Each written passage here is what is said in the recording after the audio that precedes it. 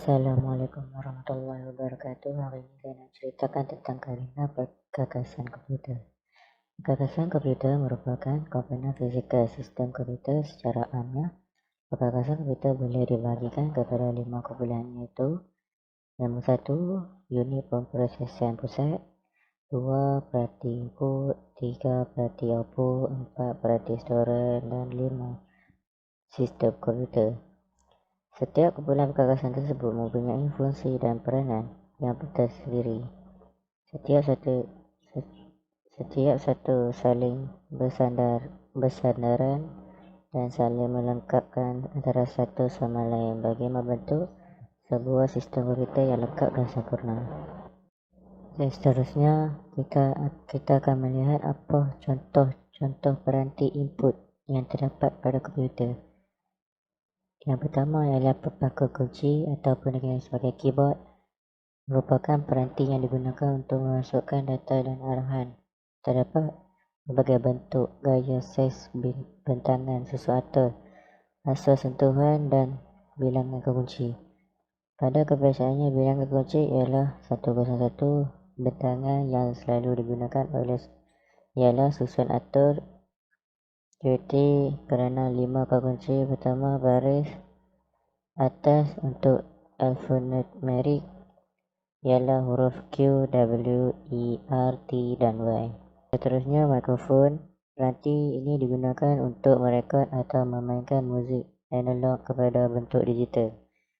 Secara amnya, ia boleh menerima berbagai bentuk bunyi sebagai input. Peranti yang seterusnya ialah tetikus. Tetikus adalah salah satu peranti input yang diperlukan untuk melengkapkan sebuah sistem komputer. Walau apapun sistem operasi yang digunakan, sama ada Microsoft Windows, Linux, Unix dan sebagainya, tetap memerlukan tetikus. Tetikus boleh diibaratkan sebagai tangan manusia. Tanpa tetikus, kita tidak dapat menggunakan komputer dengan sempurna. Walaupun ada setengah perkara boleh dilakukan menggunakan pepaku kunci. Tetikus berfungsi sebagai penggerak konsol pada skrin monitor.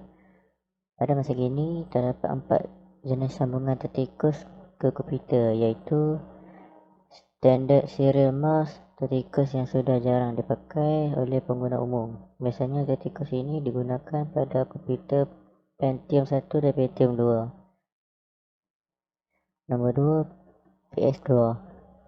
Tetikus yang digunakan pada komputer Pentium 3 dan Pentium 4. Seterusnya, USB.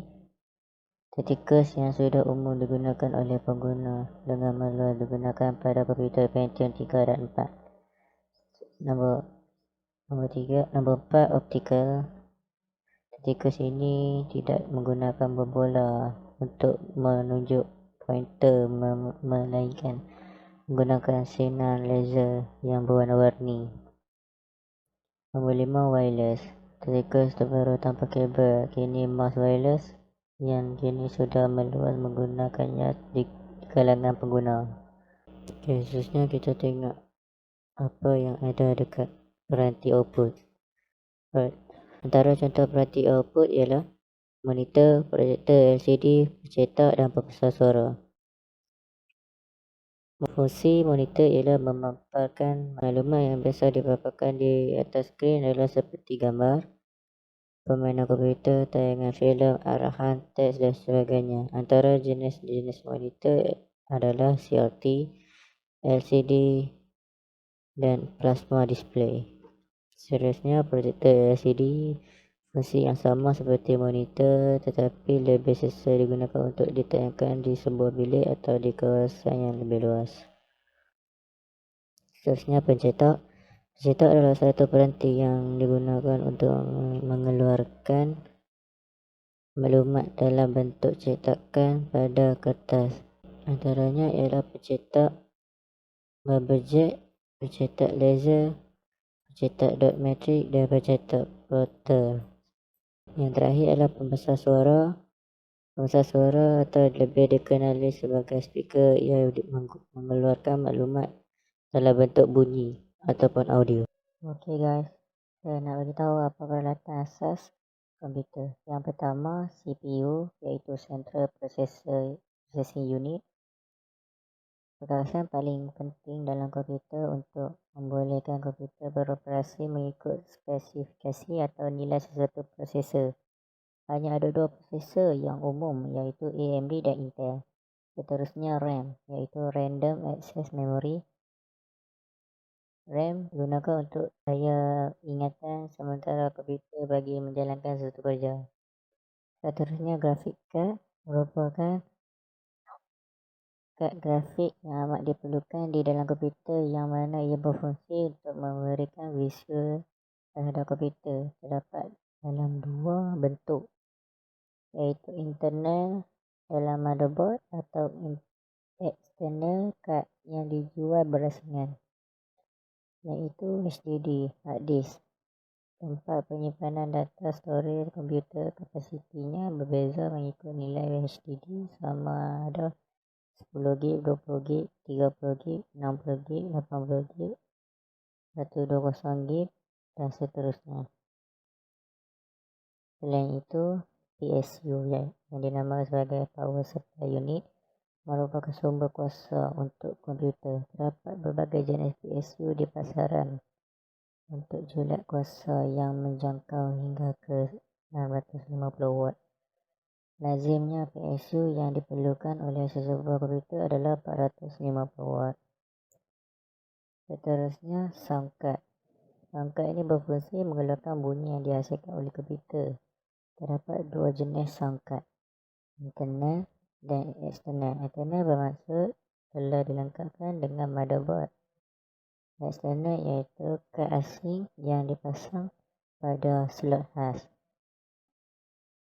Seterusnya network card. Network card merupakan perkakasan komputer yang berfungsi untuk menyambungkan rangkaian komputer ke komputer lain atau ke internet. Terdapat hanya satu port pada komputer yang dikhususkan untuk perkakasan ini. Seterusnya heatsink fan. Heatsink fan berfungsi untuk memberikan pengudaraan dan penyejukan kepada CPU supaya tidak terlalu panas. Seterusnya sistem fan. Sistem fan berfungsi untuk mengalirkan udara daripada dalam dan luar casing bagi memastikan komputer berada pada suhu yang sesuai. Selain itu, motherboard dikenali sebagai motherboard. Ini fungsi motherboard yang utama semestinya sebagai tulang belakang dan penghubung, tapi motherboard mempunyai fungsi yang lain, contohnya seperti menetapkan BIOS yang bermaksud Basic Input Output Device. Dan itu motherboard berfungsi sebagai menyambung peranti luaran, iaitu printer, pengimbas dan lain-lain.